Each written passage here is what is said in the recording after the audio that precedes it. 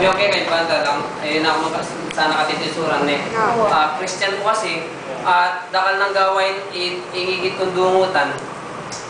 Paging sa gabat ko parang kapatag tamong karing kakaluguran tamo, timo niyang may kay kami kanita, paano man daw akong pilit. O na yung against na kayong prinsipyo ko.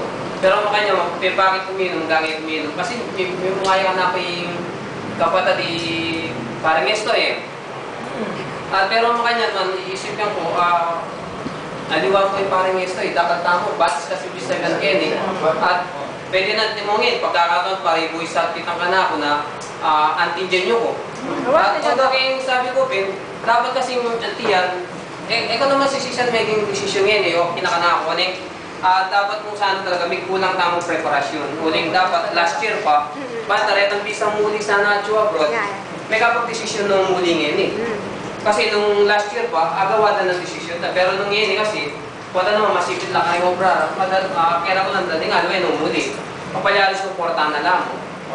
Although okay mo rin, pero mas masating nung atilo na ngayon, tana ba yun, tuna, tanang ngayon, kita may desisyon ng April 11. Okay mo ito, ngayon, kailangan mo ito ikang patuloy na, ano ba, yung sinabi every 2 weeks, laging meeting panta, pakibalota mo na na pamilyari, takano pa ka rin kapatid din, kaya katamong kapatid visa, na yung desisyon da, suporta ba, o dapat maayos lang kasi.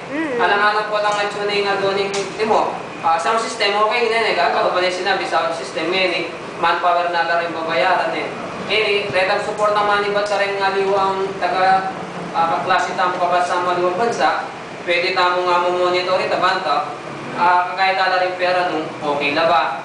Kasi, bali mo sosobra, lakalupa na itang suggest ng Brother Jerry, masanting kapilanwari ngini, pila ng bulat, pila ng Domingo, tsaka tamong maliswas. Samantala nung atinta ng makapondo, o pwede mo naman makilala yung Bars 84 na metong yung alimo kooperatiba, no na metong yung organization na pwedeng sumawag kareng aliwang kapatid tamong o kaya nung pwede kahit ang ating kabyas ating ideya na pwede lang gawa na kay makilala na yaman pagkuda nanong pamiliwara kareng aliwang bat sa Meg Reunion nung kay bad Meg Reunion kay bad na lakawa-kawan kaya numikiti kita miyabi-yabi tamo mikikilala tamo kay bad atin talakwan na legacy man kay katamo ka rin maging anak tamo ka rin maging anak sa rin aliwang tao na at least kahit ang batsa ito kahit ang Meg Reunion areta atin kang pwedeng tingala no lawen karela sa ngayon ito po mo yung kakit ko kasi